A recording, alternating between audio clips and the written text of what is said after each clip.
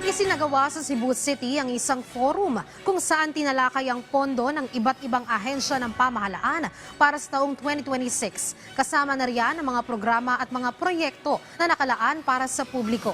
Bahagi ito ng direktiba ni Pangulong Ferdinand R. Marcos Jr. na ipakita sa mga kababayan ang transparency na isinusulong ng kanyang administrasyon. Yan ang sentro ng balita ni Jessie Atienza ng PTV Cebu. Dumayo sa Queen City of the South ang mga opisyal mula sa iba't ibang ahensya ng pamahalaan, gaya na lang ng Department of Interior and Local Government, Transportation, Education, DSWD, DPWH, DTI at Department of Agriculture para sa usapang budget natin. Isang forum na ikinasa ng Department of Budget and Management kaagapay ang Presidential Communications Office. Layo nitong ipaliwanag ang pondo ng mga kagawaran at mga programa at proyektong tiyak na makakabenepisyo sa mga Pilipino.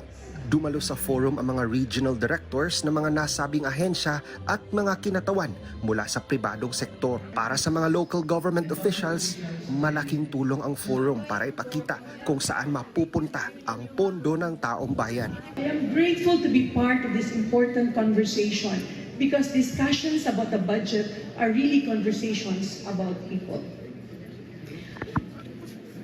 About how government turns resources into services that improves lives.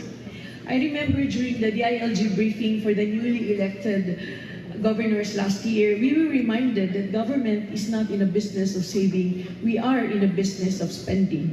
And I have carried that lesson closely. But spending must always come with responsibility. We are called to spend wisely, transparently, and on projects that truly reflect what our people need, not just what looks good on paper. Well, this is very important considering na ang direksyon sa presidente na ang atong mga budget ba dili na gyud adto sa mga uban na lugar like mga dagko na agency pero direkta nato sa LGU. Mo ni sa mga importante kayo na nakuha na ko karon. So like for example, may budget about school buildings. Although ipaagi gihapon sa what you call this Department of Education, but the budget diretso sa LGU ilang i-download. So ang pag-manage o pag-tanaw ng budget put into programs. Kabilang sa mga proyektong inaabangan ng mga Cebuano ang nalalapit na pag-operate ng Cebu Bus Rapid Transit. Target nilang masimula na ang operasyon ng CBRT sa buwan ng Marso na inaasahang makakabenepisyo sa 30,000 na mga commuters sa Metro Cebu. As of now po, meron tayo kasing 97% na completion rate. Meron lang kaming inaayos as to that 3%.